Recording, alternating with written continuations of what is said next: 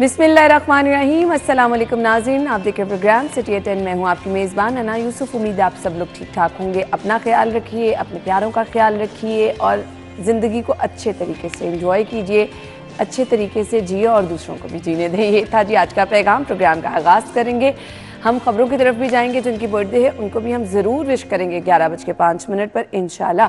और इसके साथ साथ नाज़रीन हम ख़बरों की तरफ जो है वो सबसे पहले आ जाते हैं। आज की हमारी टॉप स्टोरी क्या है?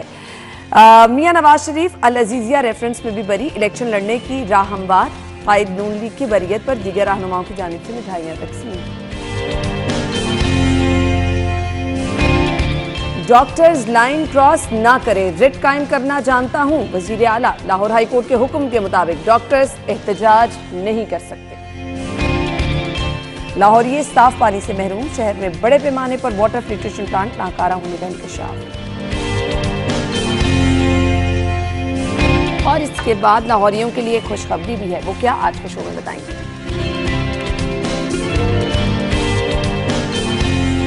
अच्छा जी, टॉप स्टोरीज तो आपने जान ली हैं। बहुत सारे लोग परेशान रहते हैं इस तरह के मौसम में, जिन्होंने मोटरवे पर सफ़र करना होता है, दूसरे शहरों को जाना होता है अपने कारोबार के सिलसिले में। बहुत सारे लोग लाहौर से जाते हैं, बहुत सारे लोग लाहौर में आते हैं। सो मोटरवे का इस्तेमाल जो लोग करते हैं इस तरह के मौसम में होता ही है कि अभी तो धुंध की वो शिद्दत नहीं है, लेकिन क्योंकि मोटरवे वाली साइड खुला एरिया तो धुंध की वजह से बंद कर दी जाती है मोटरवे को ट्रैफिक के लिए। सो अभी ये सूरत हाल है कि जी मोटरवे को ट्रैफिक के लिए खोल दिया गया है। वो लोग जो कि मोटरवे पर सफ़र करना चाहते हैं अब वो जा सकते हैं। सो रोज़ाना की बुनियाद पर इंशाल्लाह हम गुज़श्ता सालों में भी ये सिलसिला जारी रखते हैं, आपको अपडेट करते हैं कि मोटरवे को कब ट्रैफिक के लिए खोला गया है। मोहतात ड्राइविंग बहुत ज़रूरी है। अगर ट्रैफिक के लिए खोल भी दिया जाए तो क्योंकि रश बहुत ज़्यादा हो जाता है, 2, 4, 5, 6 घंटे बंद रहने के बाद बहुत सारे लोग मोटरवे पर सफ़र जब करते हैं तो एकदम से वो रश की कैफियत हो जाती है। सो आपने मोहतात ड्राइविंग करनी है, एहतियात के साथ ड्राइविंग करनी है ताकि आप अपने साथ साथ दूसरों को भी सेफ रख सकें है। और मैं खास्ता कोई अफसोसनाक वाक़या ना हो, इसके लिए मोटरवे इंतज़ामिया की जानिब से इकदाम उठाया जाता है। सो आप लोगों ने क्या करना है जी, गाइडलाइन जो जारी की जाती है मोटरवे पुलिस की जानिब से ज़रूर उस पर अमल करें। हेल्पलाइन पे कॉल करें जाने से पहले, अदरवाइज़ हम रोज़ाना आपको अपडेट करते रहेंगे। आबिद आपका बहुत शुक्रिया। अब आप लोग जी जिन्होंने मोटरवे पर सफ़र करना है वो आसानी से जा सकते हैं। हमारे साथ स्टूडियो में हमारे सीनियर रिपोर्टर्स मौजूद हैं। इमरान यूनुस और दुर्र नायाब ने हमें ज्वाइन किया है, वेलकम कहेंगे। अस्सलाम वालेकुम। बहुत बहुत शुक्रिया। आज की पहली खबर की तरफ आते हैं और पहली खबर है जी, अब सियासी महाजराई कुछ क्लियर भी नज़र आना शुरू हो गई है, सरगर्म भी हो जाएगी और कुछ रास्ते भी क्लियर है। मियां मोहम्मद नवाज शरीफ अल अजीज़िया रेफरेंस में बरी, इलेक्शन लड़ने की राह जो है वो अब हमवार हो गई है, खासी हमवार हो गई है।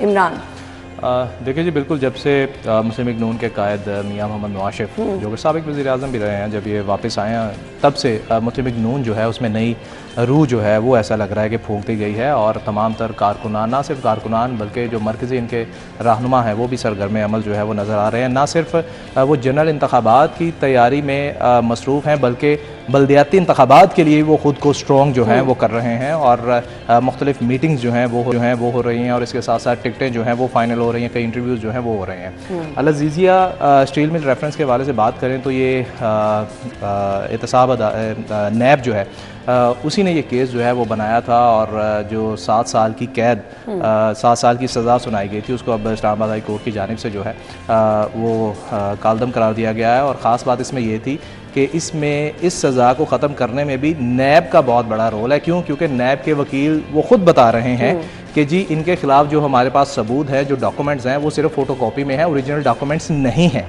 और इसके साथ साथ उनके वकील का खुद कहना है कि ये मफरूज़े पर इन्हें सज़ा जो है वो सुनाई गई थी। अब आप ये देखें कि एक सिटिंग आपका प्राइम मिनिस्टर हो और उसके ख़िलाफ़ कोई केस बनता है और उसके बाद उस केस पर सज़ा भी दी जाती है और उसके बाद कई सालों बाद जो है वो ये कह दिया जाता है कि जी ये केस जो है ये मफरूज़े पे बना था जिसकी वजह से इनको सज़ा दी गई। और ना सिर्फ ये बल्कि मुल्क से बाहर चले गए, वटेवर वो ट्रीटमेंट के लिए गए या जैसे भी गए वो एक अलग चीज़ है, लेकिन प्राइम मिनिस्टरशिप से उतार देना ये चीज़ जो है ये समझ से बाला कर है। ये सरासर हमारे कानून की जो है हम बात कर सकते हैं कि हमारा कानून जो है वो बहुत ज़्यादा। मैं सोच रहा था कि इमरान बहुत मोहतात अल्फाज में बहुत कुछ कहना चाह रहा है, लेकिन चले मैं उसको थोड़ा सा आसान लफ्ज़ों में इनके साथ शेयर करता हूँ कि शायद अब हम अगले आने वालों को भी ये मशवरा दे रहे हैं कि जो केसेस इस वक्त भी आपने बनाए हुए हैं साबिक वज़रा पे, तो ज़रा उन पे भी थोड़ी तवज्जो दें और इन इदारों का भी कोई एहतसाब होना चाहिए, किस बुनियाद पे किसको उठा लेते हैं, किस पे केस बना देते हैं, और कब ये 3-4 साल 5 साल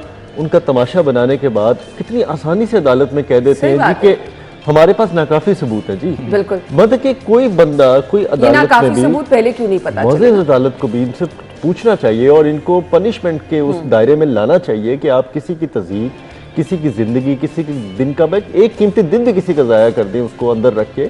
इन्होंने तो साल ज़ाया किए ना। मैं किस किस ब्यूरोक्रेट का नाम लूँ, मैं किस किस सियासतदान का नाम लूँ, मैं किस बंदे का नाम लूँ जिनको इन्होंने साल हा साल जेल में रखा है।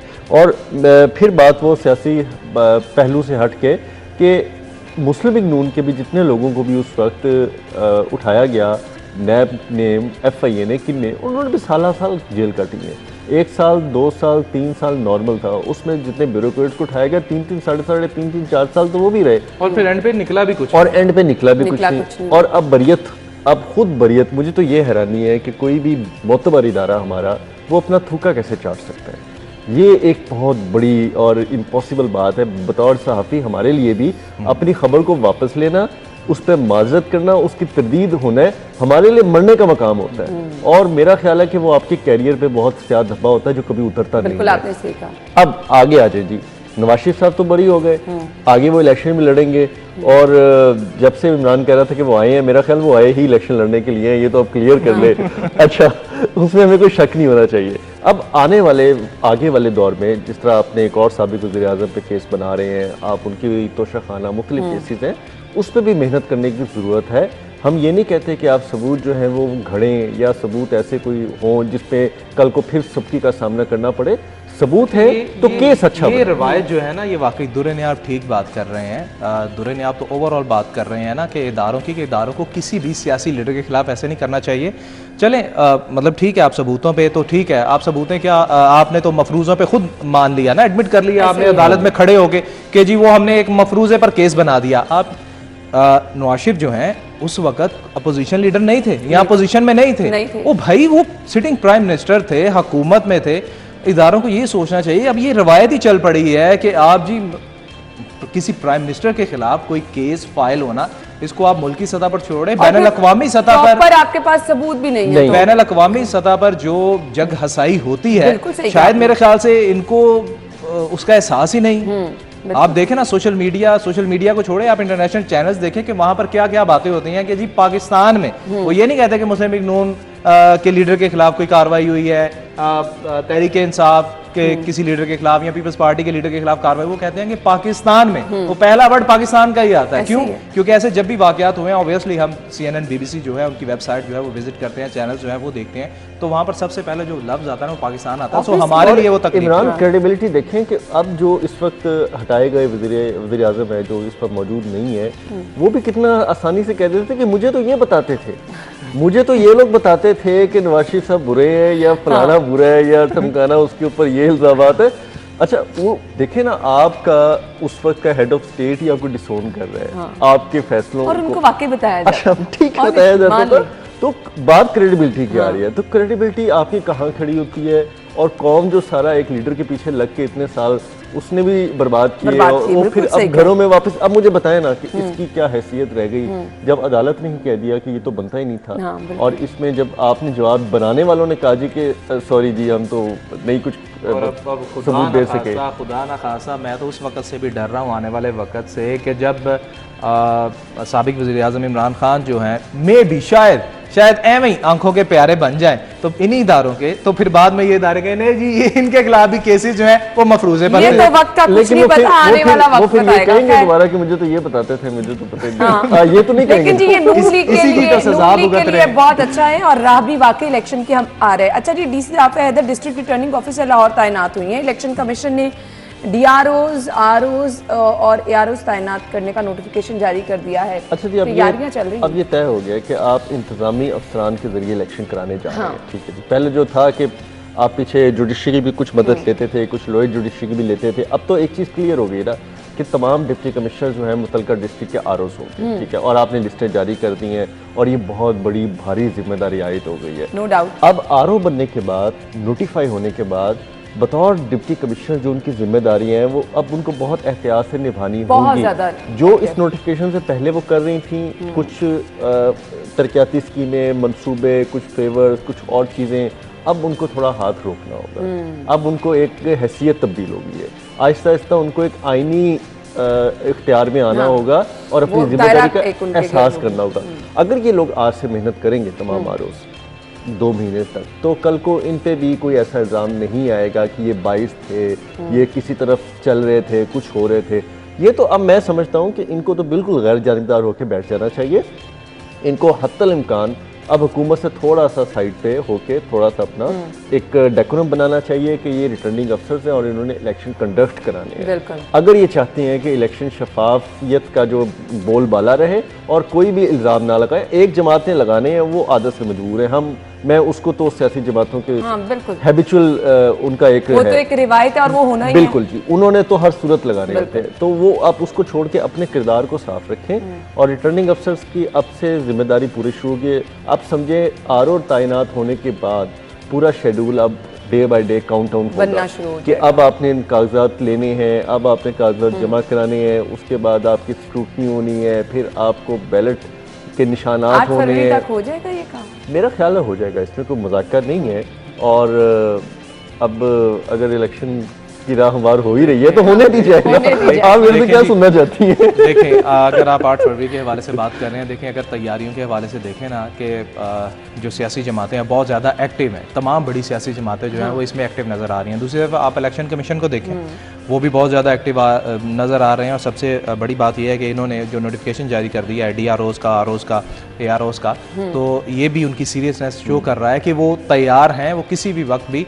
अब नो डाउट TV चैनल्स पर हम जो प्रोग्राम देख रहे हैं आजकल मुख्तलिफ, तो उसमें कई हुकूमती सतह पर भी कई अहम रहनुमा जो हैं वो ये भी कह रहे हैं कि अगर इलेक्शन जो है वो कुछ डिले भी हो जाते हैं, इलेक्शन तो होने हैं। अच्छा, वो कंफ्यूजन फैला रहे हैं। मतलब इससे जो है ना वो थोड़ी कंफ्यूजन होती है। वो 2-3 दिन पहले मैंने एक टॉक शो में देखा कि वो एक बहुत ही अहम शख्स थे जो कि ये फरमा रहे थे कि चलें जी एक हफ्ता अगर डिले हो जाएंगे, इलेक्शन तो होने ओ भाई, आप मतलब मैं तो कहता हूं कि इलेक्शन कमीशन को उनके खिलाफ केस कर देना चाहिए कि हम एक तरफ तैयारियां कर रहे हैं, अवाम को बता रहे हैं कि इलेक्शन वक्त पर होने जा रहे हैं, दूसरी तरफ आप अबहम पैदा कर रहे हैं। ये ज्यादा मुस्लिम लीग नून के सीनियर रहनुमा भी अब ये बार बार इस चीज बोलते हैं इलेक्शन तो होने चाहिए, इलेक्शन अनाउंस हो चुके हैं और कैसे होने चाहिए। आप खुल के बात करें ना, फिर आप क्यों कौम के अंदर ये एम्बिग्विटी अभाम पैदा कर रहे हैं जी कि पता नहीं होने है कि नहीं होने। और बिलावल भुट्टो ने सबसे पहले, आपको याद होगा, जब अभी ये लेफ्ट साइड हो बहुत एक्टिव नजर आ वो रही कहते हैं जो भी है इलेक्शन ही है, ये नहीं हो सकता। लेकिन अब जैसे तैयारियां चल रही हैं और जो हमें ग्राउंड रियलिटी नजर आ रही है, 8 फरवरी तक जो टाइम नजर आ रहा है, अब तैयारियां तो चल रही हैं, थोड़ा थोड़ा मोमेंटम बनना शुरू है। आगे आगे देखें क्या होता है। हम ब्रेक लेंगे, ब्रेक के बाद अगली खबर की तरफ आएंगे, हमारे साथ ही रहिए।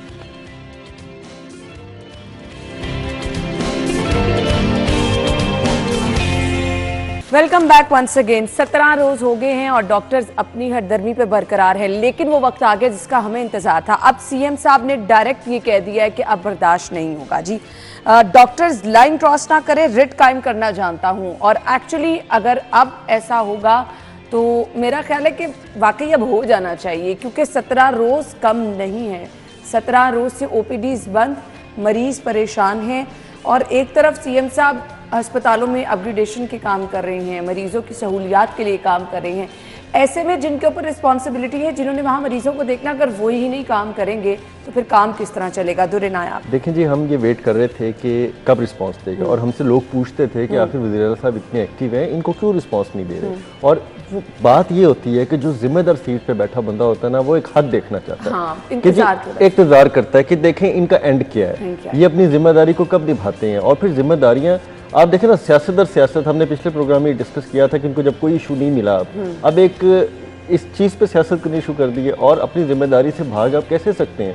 आप करें, पूरा मन एहतजाज भी करें, आप CM ऑफिस अप्रोच भी करें, वज़ीर आला से डेलीगेशन की सूरत में मिलने की कोशिश भी करें। नहीं, सवाल ये ना कि अगर आपके साथ ताउन कोई नहीं कर रहा, आईजी साहब ने आईजी खुद आपको ठीक है यकीन दहानी करेगी, आप सीएम साहब से बात करें। आईजी भी गए, उन्होंने भी यकीन दहानी कराई, ये उनसे भी मिले हैं, उससे बड़ा तो मेरे ख्याल पुलिस का और कोई सूबे में अफसर नहीं हो सकता। ठीक, दूसरी बात ये है कि अब हालात हॉस्पिटल में ये हो रहे हैं कि कोई डॉक्टर्स सीनियर डॉक्टर हैं या मिड एज डॉक्टर हैं या बिल्कुल न्यू रिक्रूटी हैं, वो किसी मरीज को देखना भी चाहें तो उनको ओपीडीज के अंदर बंद करके बाहर से कुंडी लगा दी जाती है और उसके बाद उनको बाहर निकल दिया जाता है। डॉक्टर्स का रवैया तो नहीं है, ये तो सीधी डॉक्टर्स का रवैया, आप मरीजों से हटके डॉक्टर्स का अपने डॉक्टर्स का रवैया क्या देखे, आप उनको अंदर बंद कर देते हैं, फिर जो डॉक्टर्स देख रहे होते हैं आप उनके साथ बदतमीजी करते हैं, फिर आप जो काउंटर पे चिटें दे रहे होती हैं, स्टाफ जो भी होता है, खवातीन होती है, मर्द होता है, आप उनको ज़बरदस्ती उठा के वहाँ काउंटर से खाली करा देते हैं। मरीजों को आप जो है वो लाचार बेबस छोड़ के बददुआएं देते हुए मरीज अस्पतालों में जा ये रहे तो हैं। गुंडागर्दी ना, बाहर हम देखते हैं कि जिन्होंने दुकानें बंद करानी होती है वो इस तरह से दुकानें अब देखें ना, वज़ीर आला साहब का मेरा ख्याल है इस मौके पर इस स्टेज पे एक्शन इसलिए भी बनता है कि आप सब कुछ करें और अगर वहाँ पे मरीजों का ट्रीटमेंट ना हो तो क्या आप इनकी तनख्वाहें भी बढ़ाएं डॉक्टरों की, आप इनको मुराद भी दें, आप इनको प्रमोशन भी दें, इनको हर तरह की सहूलियात भी दें, इनसे लंबे लंबे सेशंस करें, जाके इनके मसाइल सुने, इनके तमाम अस्पतालों आपको अंदाजा है, मैं तो चले बीट करता रहा हूँ ना, आप डॉक्टर्स के हॉस्पिटल्स, उनके कमरे, उनके बैठने के लिए फर्नीचर तक सीएम ज़ाती दिलचस्पी पसंद करते हैं कि नहीं यार ये चेयर आरामदेह है, ये डॉक्टर सीनियर डॉक्टर के लिए सहूलियात दी जा रही हैं तो आप इंडियन यहाँ सीनियर डॉक्टर है, इनका वॉशरूम अच्छा होना चाहिए, इनका नीचे टाइल अच्छी लगनी चाहिए। यहाँ तक मैंने उस बंदे को दिलचस्पी लेते देखा और फिर आप ये हुकूमत के साथ कर रहे हैं। मुझे तो हैरानी होती है इस बात पे कि आप अब थोड़ा सा टाइम दें हुकूमत को। ठीक है, एक हो गया है, अगर शुक्र है ये किसी हुकूमत के हाथों साहब डॉक्टर साहब की जान नहीं चली गई, वरना ये लोग क्या करते हैं मुझे बताएं, खुदा ना खासा ये तो अस्पतालों को आग लगा देते।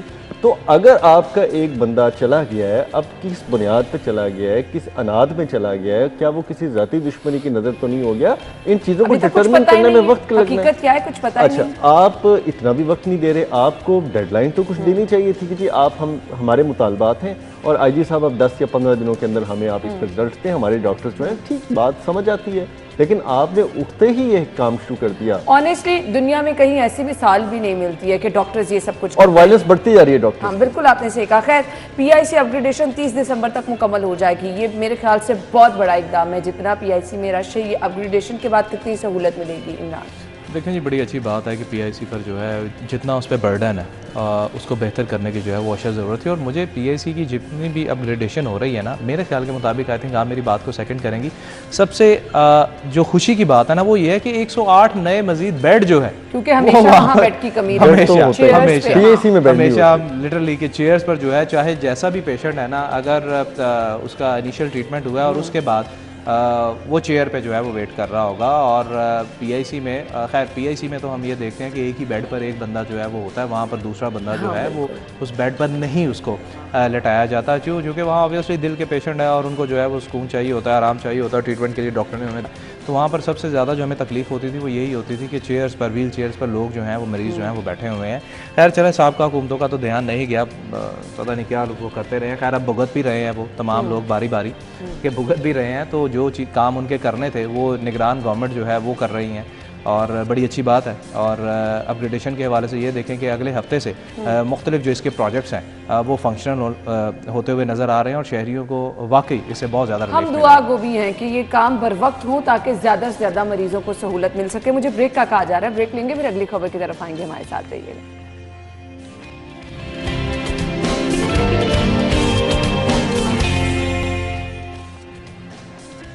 Welcome back. और ये हमारे मुल्क का एक बहुत बड़ा मसला है, आने वाले वक्त में पता नहीं क्या होने वाला है। ये साफ़ पानी भी नहीं मिलेगा, ये गंदा पानी भी नहीं मिलेगा क्योंकि पानी होगा ही नहीं। साफ़ पानी से फ़िलहाल लाहौर ये महरूम है। टैप वाटर पीने के काबिल बिल्कुल नहीं है और ना ही कोई कोशिश करे, क्योंकि वाकई लोग बहुत ज़्यादा बीमार हो रहे हैं। इमरान, अच्छा, ये जो हम बात करते हैं ना कि पानी की सतह रोज़ बरोज़ जो है वो नीचे चली जा रही है और पानी जो है वो ख़त्म हो रहा है, तो इसकी जिम्मेदारी हुकूमत या वासा पे आयद नहीं होती या सिटी डिस्ट्रिक्ट गवर्नमेंट पे आयद नहीं होती, ये हम शहरियों पे भी होती है। आप यकीन जाने जितना पानी का ज़या शहरी करते हैं ना, शायद ही कोई करता हो। घरों में आप यकीन जाने घरों के बाहर गाड़ियां धुल रही हैं और वो मतलब किस पानी से धुल रही हैं वो सबको पता है। जिम्मेदारों को भी तो कुछ करना है वो ना। मेरी बात सुने, वो ठीक है, अगर आप उस तरफ आ जाए ना अल्लाह के हुक्म से ग्रीन बेल्ट्स तो पहले लाहौर में ख़त्म हो गई हैं। डूंगी ग्राउंड्स का कॉन्सेप्ट होता था वो भी ख़त्म हो गया है। बारिशी पानी जो है वो हम देखते हैं कि बारिशी पानी जो है वो रहमत होता है इसलिए कि वो ज़ेरे ज़मीन जाता है और जाकर वही पानी जो है पीने के काबिल बनता है। ये खुदा का सिस्टम है, अल्लाह ताला ने एक सिस्टम बनाया। हम उसे क्या करते हैं, हम उसे नालों में डाल के, हम उसे ना ड्रेन में डाल के और किसी बड़े नाले में फेंक देते हैं, पानी ज़ाया कर देते हैं। सो ये पॉलिसी जो है ना ये बनाने की अशद ज़रूरत है। और कई बार जो है वो ज़ेरे ज़मीन वाटर टैंक जो है वो भी बनाने की प्रोजेक्ट जो है वो वासा ने शुरू किया और कई हद तक कामयाब भी रहे। लारेंस रोड पे जो है वो बना और इसके साथ ऐसी एक आधी जगह पर और दुरे ने आप ज़्यादा बेहतर बता सकेंगे 3 मकामात पे बने लेकिन फिर आगे नहीं चल सके। अब हुकूमत को ये चाहिए कि फौरी तौर पर इसको टेकअप करे।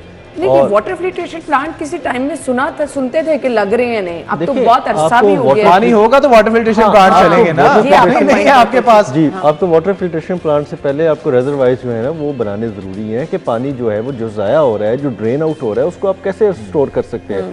आप देखें ना, लाहौर जैसा शहर है, आपको पता है फैसलाबाद में वाटर ट्रीटमेंट प्लांट है, लाहौर में नहीं है। ठीक है, फैसलाबाद में आप नहरी पानी को ट्रीट करके, गंदे पानी को ट्रीट करके आप पाशी के लिए दीगर मकासद के लिए इस्तेमाल कर रहे हैं। यहाँ क्या मतलब बहुत पैसे लगते हैं कि किसी ने जरूरत प्रोजेक्ट बनना था यहाँ पे जरूरत नहीं महसूस। देखिए यहाँ पे 5 या 6 मकामात पे वासा ने लगाना था लेकिन वासा अनफॉर्चुनेटली फेल हो गया और वो काम नहीं कर सका। अब जिम्मेदारी रूडा पे आई हुई है, रूडा ने भी बनाने हैं और रूडा उस पर काम कर रही है, प्लान आउट कर रही है रावी के इर्द गिर्द। वो अब लेकिन ना एक नया इदारा है, नए तरीके से चल रहा है, उसको टाइम तो लगेगा।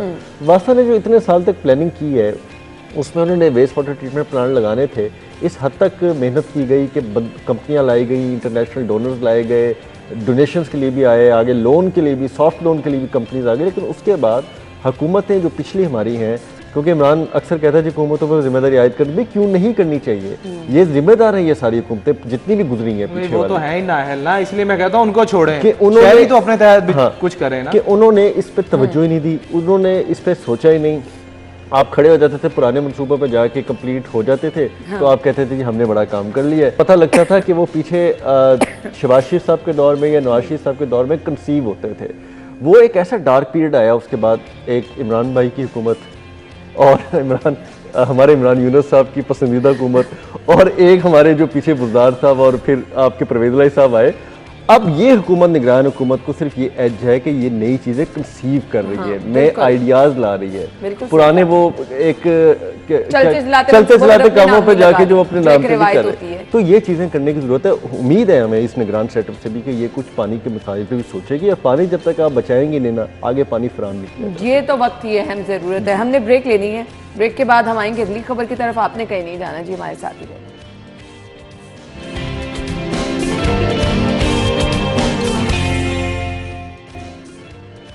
Welcome back. लाहौरियों के लिए खुशखबरी भी है और मैं तो ये कहूँगी कि वक्त कम और मुकाबला सख्त है। आपको बहुत जल्दी अपने ड्राइविंग लाइसेंस बनवा लेने चाहिए क्योंकि एक तरफ तो फीस में इजाफा हो रहा है, अच्छा खासा इजाफा हो रहा है, दूसरी तरफ ये आपको अपॉर्चुनिटी भी दी जा रही है। मेरे ख्याल से कि आपके पास टाइम है, आपको बता दिया गया है और आपको कहा जा रहा है कि भाई अपने ड्राइविंग लाइसेंस बनवाओ। इसके लिए जितनी कोशिश है वो भी की जा रही है। आपको जगह जगह वैन्स भी नज़र आ रही हैं, मोबाइल वैन्स जो होती हैं। इसके अलावा खिदमत मराकज़ भी आप जा सकते हैं। इसके अलावा लिबर्टी वाला सेंटर 24/7 आपके लिए हाजिर है। इसके बावजूद अगर किसी के पास लाइसेंस नहीं तो उसको पकड़ना चाहिए, बाकी उसके खिलाफ कार्रवाई होनी चाहिए।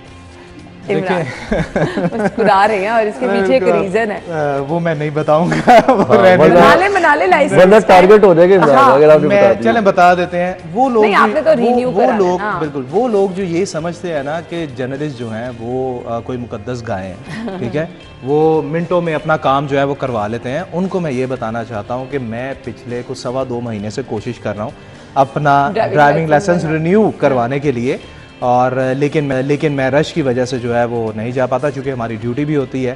तो लाइनों में हम भी लग रहे हैं लेकिन मैं हिम्मत नहीं आ रहा। इंशाल्लाह 1 तारीख से पहले मैं अपना रिन्यू करवा लूँगा क्योंकि मैं कभी भी मैंने लाइसेंस के बगैर जो है वो गाड़ी नहीं चलाई। मेरा ये मानना है, सारा दिन रोड पे रहना, मेरा ये मानना है कि जब आप गाड़ी चलाने के लिए जैसे आपको फ्यूल की जरूरत है ना, वैसे ही आपको गाड़ी में बैठने के लिए, स्टीयरिंग पकड़ने के लिए लाइसेंस की जरूरत है। उसके बहुत ज्यादा फायदे हैं। क्या फायदे हैं कि खुदा न खासा अगर आपके जरिए आपके हाथ से कोई एक्सीडेंट हो जाता है तो अगर सबसे पहले आपसे आकर ये पूछा जाता है कि आपके पास ड्राइविंग लाइसेंस है या नहीं। अगर है तो फिर आपकी बचत हो सकती है, अगर नहीं है तो आप पे ऐसा मुकदमा होगा कि आप जो है ना वो फिर लंबी जेल जो है ना वो भुगतेंगे। उसके बाद एटलीस्ट आपको देख के आपके फैमिली के बाकी मेंबर्स जो हैं वो भी सीखते हैं। हाँ।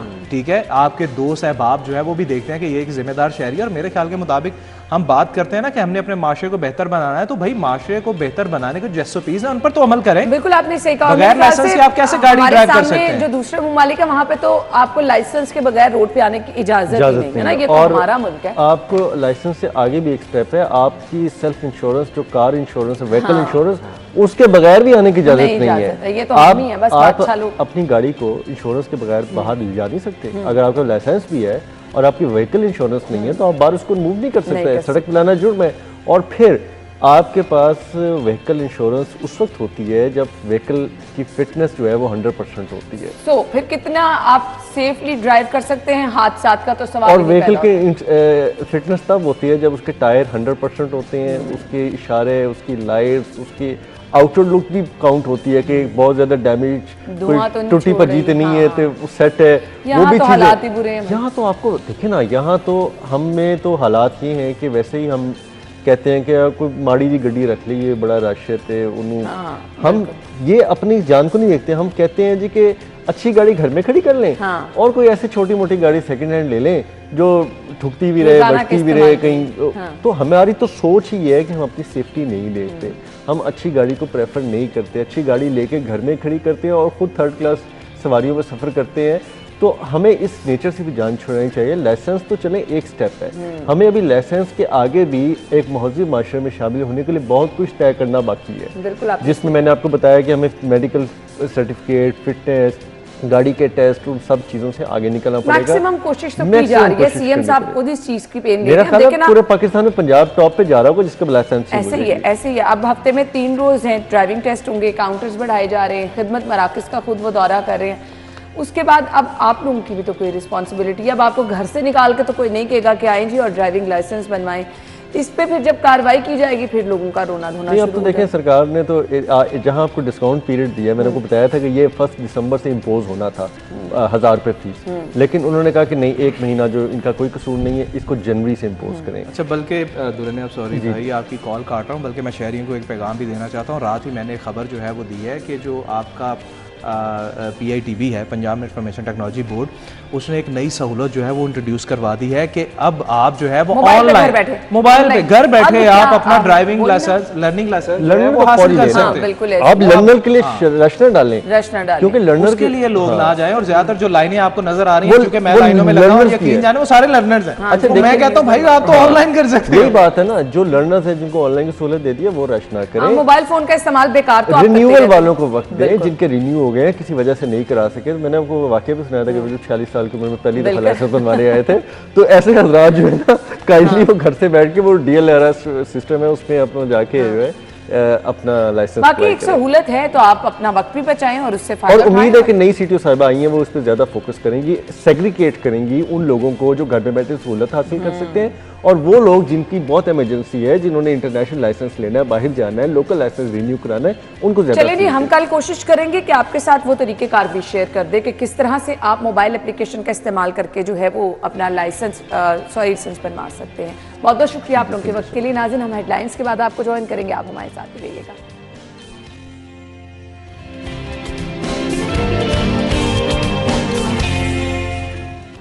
मौसम की सूरत हाल हमें बताने के लिए कोमल हमारे साथ मौजूद होंगी। जी कोमल, ओवर टू यू।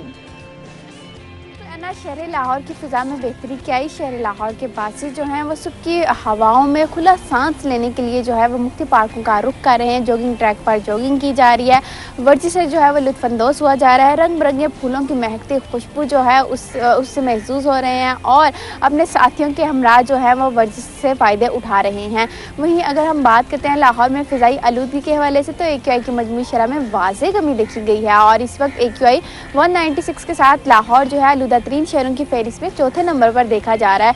तो सुबह की जो फ़िज़ा है उससे मुस्तफ़ीद भी होना है और अपनी सेहत को सेहतमंद भी रखना है, तंदुरुस्त और तवाना भी रखना है, तो उसके लिए जो है वो सुबह की वर्जिश बहुत ज़्यादा ज़रूरी है। इसलिए जो है वो लाहौर के वासी कोशिश करते हैं कि सुबह सवेरे जो है वो वर्जिश से फ़ायदा उठाएं, मुख्तलिफ बागों पार्कों में जाएं ताकि जो है वो सेहतमंद ज़िंदगी गुजार सकें। वहीं हम बात करते हैं लाहौर के मौसम के हवाले से, तो मौसम जो है वो अब आहिस्ता आहिस्ता मज़ीद सर्दी की जानिब रवां दवा है।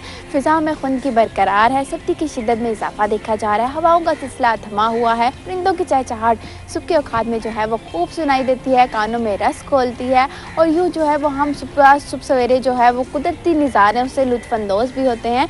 और दर्जा हरारत के हवाले से बात करें तो मौजूदा दर्जा हरारत इस वक्त तकरीबन 16 डिग्री सेंटीग्रेड रिकॉर्ड किया जा रहा है और आइंदा 24 घंटों के दौरान शहर लाहौर का मौसम तो खुश्क रहेगा लेकिन धुंध में इजाफा देखा जाएगा। सुबह और ख़ास तौर पे जैसे जैसे शाम होना शुरू हो जाती है तो धुंध जो है वो शहर लाहौर का रुख काफ़ी तेज़ी से कर लेती है, जिसकी वजह से हद निगाह में भी कमी देखी जाती है। तो लाहौर के वासियों को एहतियात बरतने के हवाले से ताकीद की जा रही है और आइंदा 24 घंटों के दौरान लाहौर शहर में सूरज और बादलों के दरमियान आंख मिचौली का सिलसिला जो है बहुत ही खूबसूरत सा मंजर पेश करेगा। ठीक है कोमल, थैंक यू सो मच, आपने हमें मौसम की सूरत हाल के बारे में बताया। जी आज दिन भर मौसम कैसा रहेगा, शहर में जो सफाई का स्पेशल टास्क दिया गया है जो चल रहा है, हमारे साथ CEO LWMC मौजूद होंगे। सो अगर आप के इलाके में कोई शिकायत है तो उसके लिए आपको क्या करना है वो भी ज़रूर आपके साथ शेयर करेंगे। साफ़ सुथरा शहर हमारा शहर है, हमने इस पे ज़रूर बात करनी है। ब्रेक के बाद आएंगे, हमारे साथ रहिएगा।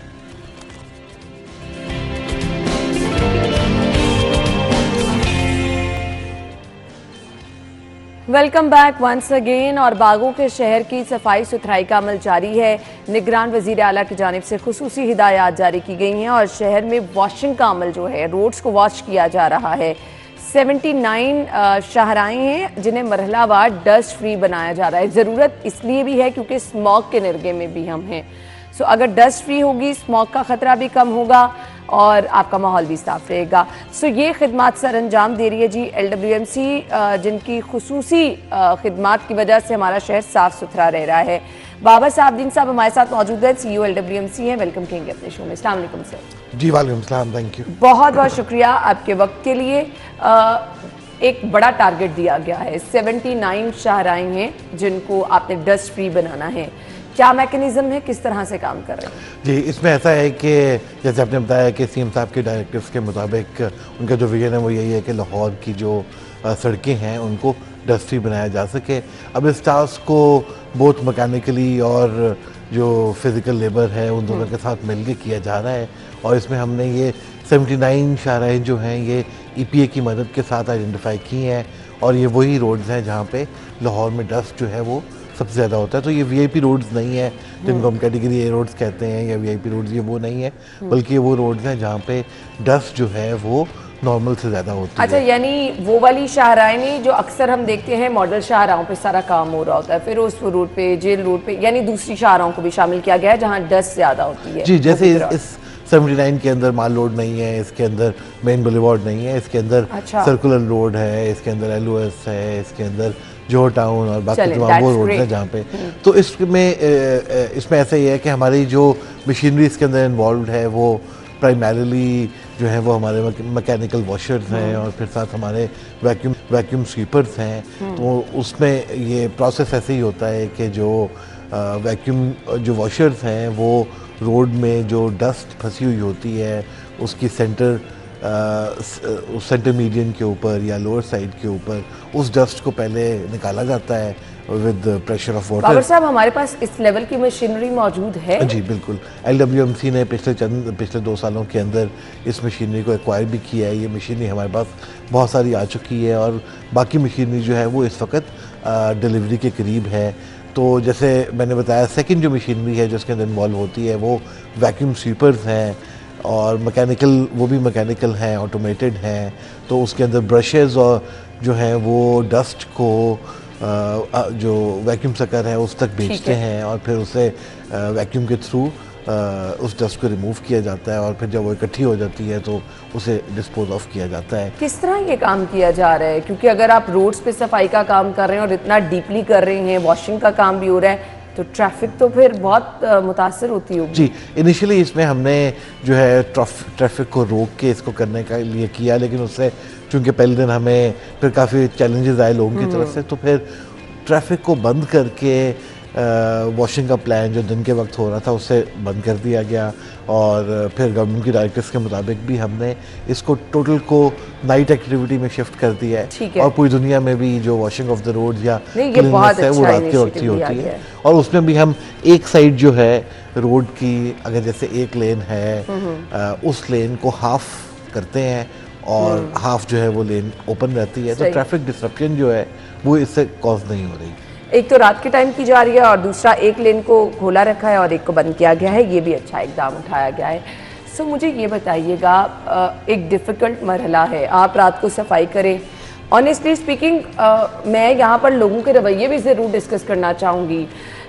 लोगों के अंदर जो है ना शऊर बेदार करना भी वक्त की अहम ज़रूरत है। जगह जगह लोग रैपर्स फेंक देते हैं, सड़कें गंदी कर देते हैं। सो फॉलो अप वाला काम भी लाजमी होता है। एक तरफ तो हमें लोगों को एजुकेट करना है, उसके लिए क्या किया जा रहा है पहले वो बताएं। देखिए, हमारी जो टीम्स हैं और जो अवेयरनेस कैंपेन्स हैं वो गाए बगाए मीडिया में तमाम मतलब जदीद- ऐसा नहीं ना होना चाहिए कि आप रात सारी लगा के एक रोड साफ कर रही हैं और सुबह आप वहाँ पर ट्रैफिक रवा दवा हुई है, लोगों ने आते जाते रैपर फेंके, गन फेंके, तो वो काम वैसे का वैसे हो गया। राइट, आप बिल्कुल, आपकी इसमें सही बात है। मेरा भी इसमें ये मानना है कि जब तक लोगों के अंदर ये सिविक सेंस डेवलप नहीं होगी और जब तक लाहौर के लोग इस शहर को साफ रखना नहीं चाहेंगे, तो इटे किसी भी इदारे के लिए या हुकूमत के लिए Challenging है एक ये बात। इम्पॉसिबल काम है। तो लोगों से गुजारिश है कि वो इसमें हमारा ताउन भी करें। और फिर इसमें एक बहुत बड़ा चैलेंज जो है, जब when we talk about dust specifically, तो डस्ट के लिहाज से एक बहुत बड़ा चैलेंज है। जो सारी जितनी भी गाड़ियाँ जो हैवी ट्रैफिक लाहौर के अंदर एंटर होती है, जो रेत की मट्टी की गाड़ियाँ आती हैं कंस्ट्रक्शन और डिफरेंट साइट्स के बिल्कुल। लिए, उनसे भी मट्टी और ये सब चीज़ें गिरती हैं, रेत भी गिरती है, तो वो फिर दोबारा डस्ट को जो है ना वो कॉज और ये करती हैवी है। ट्रैफिक रात के टाइम ही एंटर ये रात के टाइम लाहौर में एंटर होती है। तो उन लोगों से भी गुजारिश है, एनफोर्समेंट को भी स्ट्रॉन्ग किया गया है। ट्रैफिक पुलिस के साथ मिल के हमने खुद से भी इन्फोर्समेंट मैकेनिज्म एक बनाया है ताकि इन गाड़ियों को भी पकड़ा जा सके।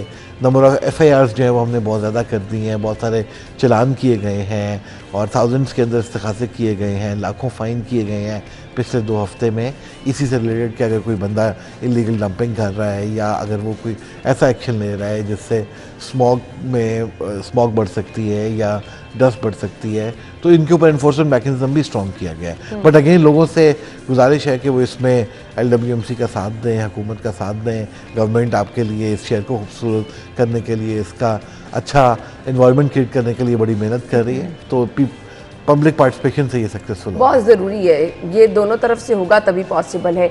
अच्छा, लोग आमतौर पर शिकायत ये करते हैं कि पोश इलाकों में किया जाता है।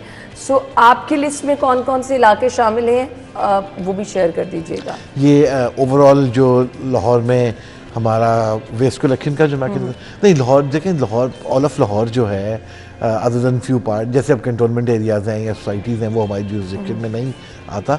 उसके मैं अलावा वॉशिंग एक्टिविटी की खास तौर पे बात करें वॉशिंग तो एक्टिविटी जो है, देखें उसमें 2 किस्म की वॉशिंग एक्टिविटीज़ हमने डिवाइस की हैं।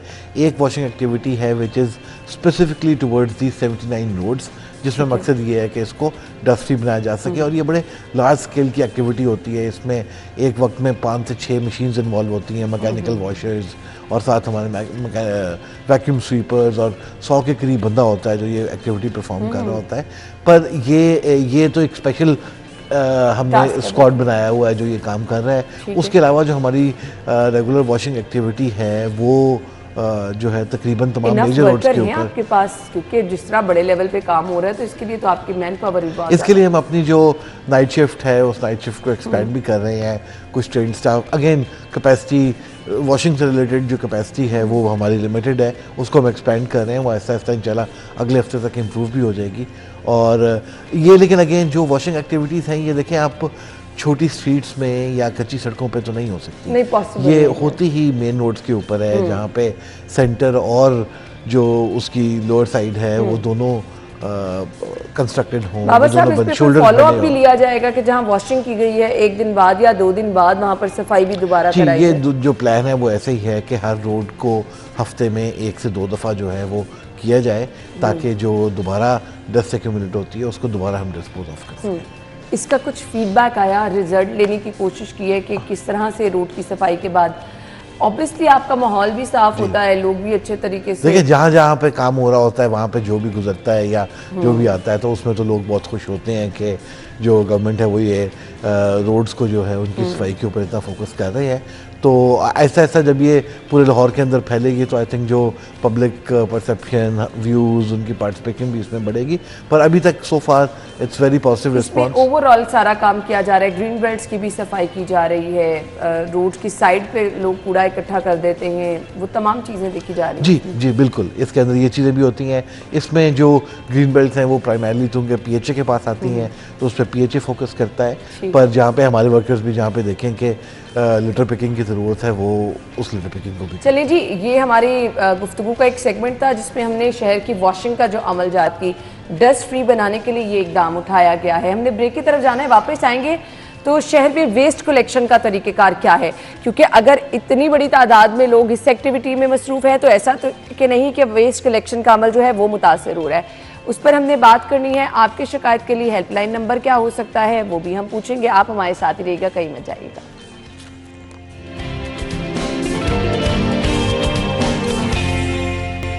वेलकम बैक वंस अगेन और गुफ्तगू का सिलसिला आगे बढ़ाएंगे। हमारे साथ जी CEO LWMC मौजूद हैं। बाबर साहब, मुझे ये बताइएगा, एक तरफ तो ये एक बड़ा टास्क है जो आप लेके चल रहे हैं, इतने वर्कर्स आपके यहाँ पे मौजूद है, ऐसा तो नहीं है कि शहर की जो सफाई का दूसरा अमल है वो ख़राब हो रहा है, आपकी वेस्ट कलेक्शन का अमल रूटीन में चल रहा है? जी बिल्कुल, उस अमल के ऊपर इसका कोई इम्पैक्ट नहीं है क्योंकि दोनों अलग टीम्स हैं। जो हमारी नॉर्मल सफाई का सिस्टम है उसमें दो मेजर उसके पार्ट्स होते हैं, 2 से 3। एक ये है कि लाहौर में तकरीबन 6000 के करीब कंटेनर्स हैं जो डिफरेंट जगहों के ऊपर प्लेस्ड हैं। उन कंटेनर्स की टाइमली लिफ्टिंग करनी होती है जो कि हमारी 1400 के करीब मशीनरी है जो उनको लिफ्ट करती है और वो पूरा सिस्टम अब हमने ऑटोमेट कर दिया है। तो अब डेली बेसिस पे सुबह 9 बजे भी और 11 बजे भी एक रिपोर्ट जनरेट हो जाती है जिससे हमें पता चल जाता है कि इतने % कंटेनर्स जो हैं वो लिफ्ट कर दिए गए हैं। तो हमारे पूरे ऑपरेशन में इस ऑटोमेशन ने बहुत ज़्यादा एफिशिएंसी भी इंक्रीज़ की है और मोर इम्पॉर्टेंटली एफिशिएंट हुआ है, ट्रांसपेरेंट हुआ है और उसकी वजह से ये है कि हम सारे अब जो है वो इन्फॉर्म डिसीजन ले सकते हैं कि इस जगह पे हमें ज़्यादा फोकस करने की ज़रूरत है, इस जगह पे हमारी एक्टिविटी जो है वो परफॉर्मेंस समहाउ नहीं हो पा रही, हायर मैनेजमेंट को उसमें इंटरफेयर करने की ज़रूरत है। तो एक ये बड़ा स्टेप है जो पिछले चंद माह में हुआ है कि जो ऑपरेशन है for the lifting of the containers उसको ऑटोमेट कर दिया गया है। सही।